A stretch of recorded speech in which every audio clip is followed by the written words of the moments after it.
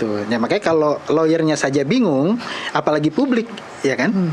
Gitu. Jadi bagi saya adalah itu sebuah indikator bahwa ada sesuatu nih, ada something wrong yang memang tidak diekspos secara clear kepada publik. Harusnya lawyer itu kan tahu persis nih kedudukannya seperti apa. Atau kemudian memang dia ingin membangun opini, ya itu silahkan saja, gitu loh. Tapi kan fakta-faktanya sudah jelas dan terpampang nyata. Pemirsa, terima kasih Anda masih terus bersama Kasih Paham. Kita lanjutkan perbincangan. Bang Ronald, ini kan akhirnya ditahan di rutan KPK. Harapan Anda nih nanti setelah ini prosesnya harusnya seperti apa yang kemudian bisa diamati oleh publik dan bisa dipercaya oleh publik?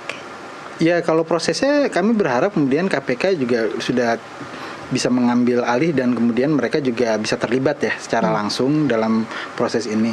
Jadi kan apalagi mereka, tersangka itu sudah ditahan di rutan KPK, kan lebih enak sebenarnya akses mereka untuk kemudian bisa membangun komunikasi. Tapi kita lihat aja nanti proses kedepannya seperti apa. Karena kemudian juga yang pasti transparansi informasi proses yang berjalan itu harus bisa juga disampaikan kepada publik. Karena kan publik sebenarnya kan sudah mention beberapa kali nih kejanggalan-kejanggalan yang terjadi kan. Kemarin berlama-lama tidak langsung diproses, tidak langsung ditahan gitu loh. Padahal temennya itu si Don Rito sudah ditahan gitu. Nah, jadi ketika itu bisa menjawab semua kegelisahan publik, harusnya itu clear gitu. Tapi apakah itu bisa dilakukan oleh Kejaksaan Agung ya saya nggak tahu. Oke. Jeda waktu antara penggeledahan kemudian kita saksikan kan Febri Adriansyah itu sempat konvers, kemudian baru ditetapkan tersangka bersama dengan Komisi 3, kemudian baru ditahan Jumat pekan lalu. Menurut Anda jeda waktu itu mungkinkah terjadi penghilangan barang bukti yang bisa dijadikan barang bukti yang paling kuat untuk membuktikan bahwa terjadi TPPU dan korupsi? Iya, sangat mungkin. Jadi makanya kemarin itu kan dia sudah memberi message. Sebelum dia ditahan itu, ketika kemudian dia konvers itu, dia sudah memberi message melalui salah seorang yang menjadi public figure juga, ya kan, bahwa dia akan melawan.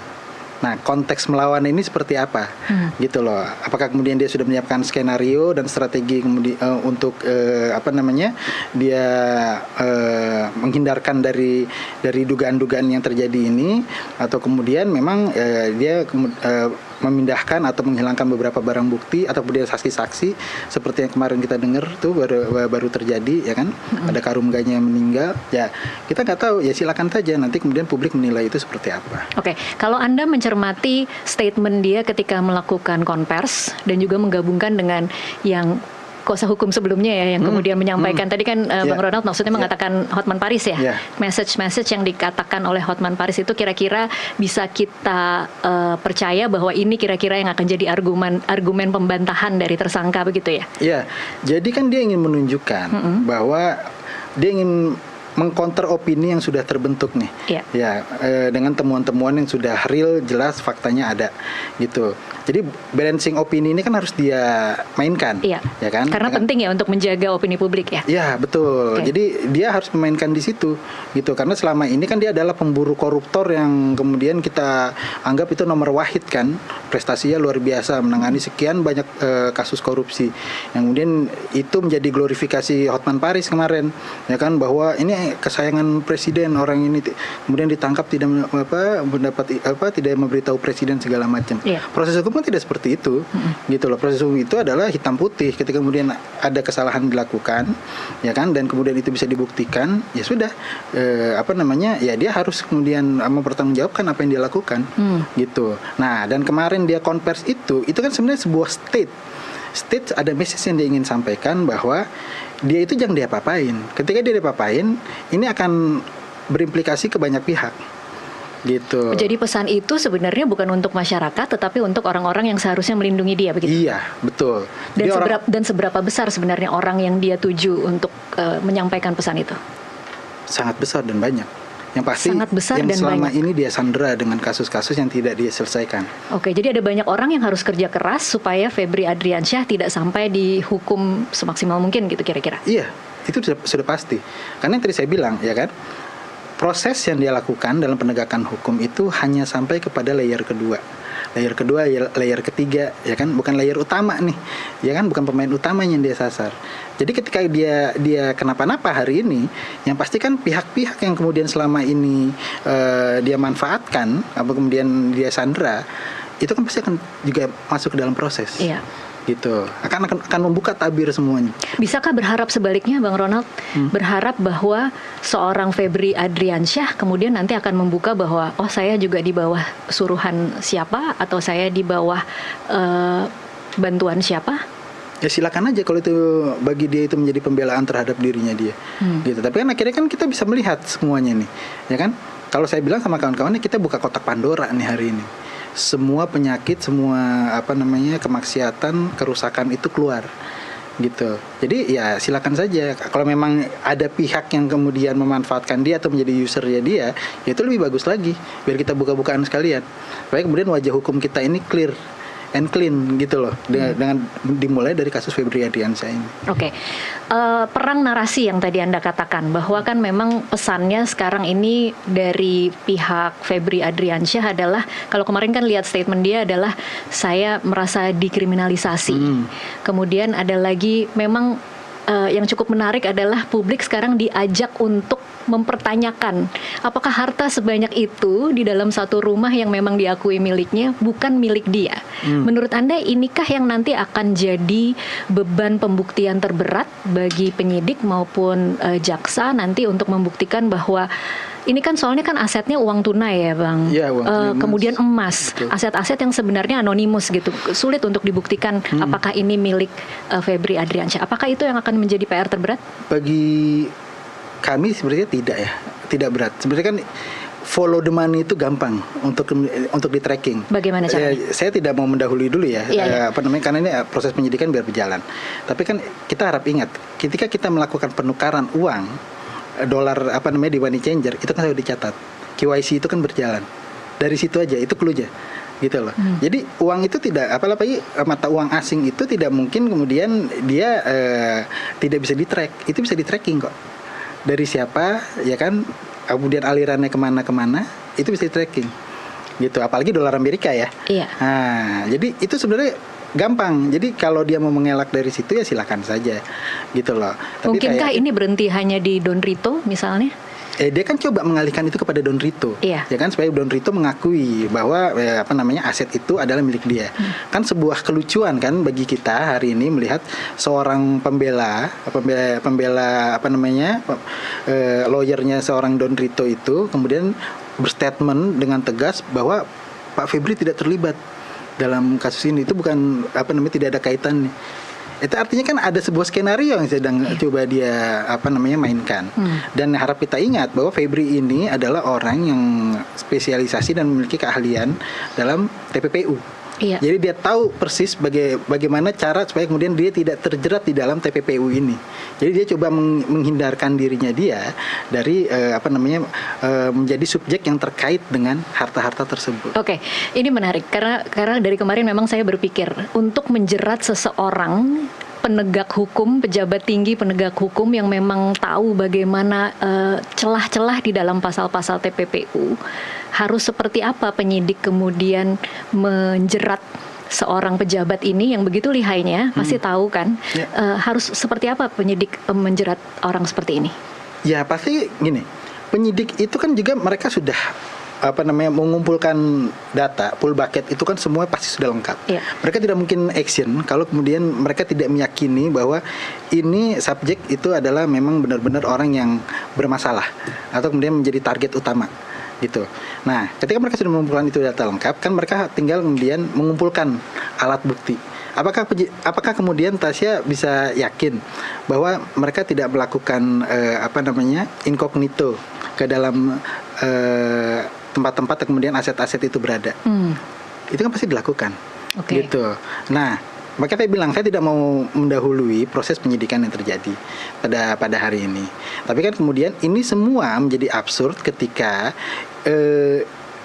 case ini itu diserahkan kepada Kejaksaan Agung. Sebenarnya kalau tetap di Kertas Tipikor, ini clear kok. semuanya. Konstruksinya mereka bisa jelaskan itu semuanya. Prosesnya bisa transparan mereka sampaikan kepada publik. Tapi ketika ini dipindahkan kepada Kejaksaan Agung, nah keanehan-keanehan itu kan mulai kelihatan kan. Iya. Tidak ada transparansi, tidak ada reporting gitu loh. Tidak ada penjelasan terkait dengan kasus. Ya kan? Nah, tapi kemudian ya tadi perlakuan istimewa ketika ditahan ya diskriminasi itu terjadi. Oke. Gitu, dan dia masih bisa state kepada publik bahwa dia dikriminalisasi. Ya kita tinggal buktikan saja. Oke. Gitu. Oke, ini menarik karena mungkin sejalan dengan kuasa hukum barunya, mantan jubir KPK Febri Diansyah, namanya mirip ya. Jadi kemudian kita lumayan kaget ketika Febri Diansyah ditunjuk menjadi kuasa hukum Febri Adriansyah. Ada statement yang kemudian memang menggelitik logika publik ya. Febri Diansyah mengatakan informasi yang disampaikan oleh penyidik belum begitu jelas tindak pidana yang dituduhkan itu peristiwanya seperti apa. Bukan sekedar pasalnya, bukan sekedar buktinya yang banyak, tapi sebenarnya perbuatan apa sih yang dituduhkan. Benar, sudah ada bukti-bukti emas, kemudian sejumlah uang dalam mata uang asing dan bukti-bukti yang lain. Nah, tentu pertanyaan pertamanya itu emas atau bukti-bukti yang lain itu milik siapa? Nah, itu pertanyaan hukumnya sebenarnya. Bahwa barang-barang tersebut ditemukan di beberapa tempat, termasuk rumah yang sudah diakui itu yang dimiliki oleh Pak FA, tapi tentu tetap perlu dibuktikan siapa pemilik aset-aset yang disita tersebut. Karena rumah tersebut sebenarnya kan sudah disampaikan itu sudah cukup lama tidak ditinggali oleh yang bersangkutan dan kemudian digunakan untuk kegiatan-kegiatan yang lain. Bahkan sempat kosong juga. Nah, dari perspektif penyidik mestinya, menurut saya ya, mestinya bukti-bukti itulah yang didalami agar clear terlebih dahulu. Jadi sebelum kita bicara emas itu sumbernya dari mana, kita bicara dulu emas itu punya siapa. Nah, ini yang isu krusialnya secara hukum menurut kami. Menurut Anda ini benar tidak? Atau jangan-jangan memang Kejaksaan Agung sama seperti kasus-kasus sebelumnya kita sering mendengar statement seperti ini kan dari kuasa hukum tersangka ya? Iya. Jadi kalau kita lihat, seperti tadi saya sampaikan ya, ketika ini diserahkan, dipindahkan kepada Kejaksaan Agung, mereka kan masih harus mempelajari dulu kan case-nya. Tapi kalau akan berbeda ketika itu ada di Kortas. Saya yakin itu semua akan terjelaskan dengan gamblang dan kemudian dibuka secara lugas kepada publik. Kasus ini kedudukannya seperti apa, gitu. Nah, mungkin itu juga yang saya tidak tahu ya. Apakah kemudian ada skenario kehati-hatian, kemudian yang belum disampaikan oleh pihak penyidik Kejaksaan Agung, sehingga lawyernya sendiri pun bingung. Ini case-nya ini seperti apa, gitu. Anda khawatir tidak ini jangan-jangan memang sengaja dibuat agak cacat di bagian depan supaya kemudian pra peradilan bisa masuk dan proses penetapan tersangkanya menjadi bermasalah? Segala kemungkinan ada, ya kan? Karena bagaimanapun juga tadi saya sudah bilang bahwa ini membuka kotak Pandora nih, ya kan?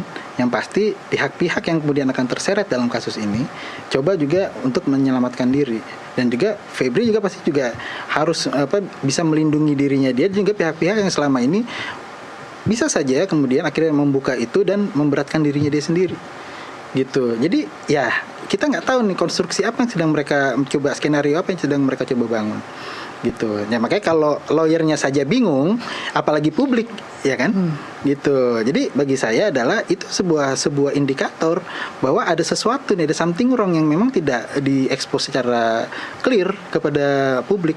Harusnya lawyer itu kan tahu persis nih kedudukannya seperti apa.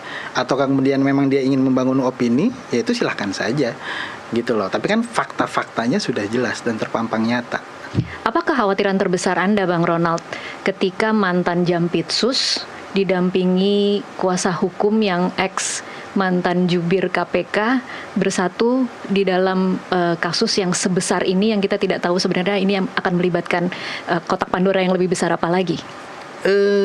Kalau kami khawatir tidak ya, karena dengan kemudian Febri bisa terjerat pada hari ini atau kemudian siapapun itu, artinya kan memang fakta dan data dan kemudian angka yang kami berikan itu semuanya real gitu loh, dan itu bisa dibuktikan ya. Tinggal kemudian proses hukum ini mau berjalan seperti apa gitu, apakah memang prosesnya nanti tebang pilih atau kemudian ada apa namanya perlakuan khusus yang diberikan kepada tersangka ini.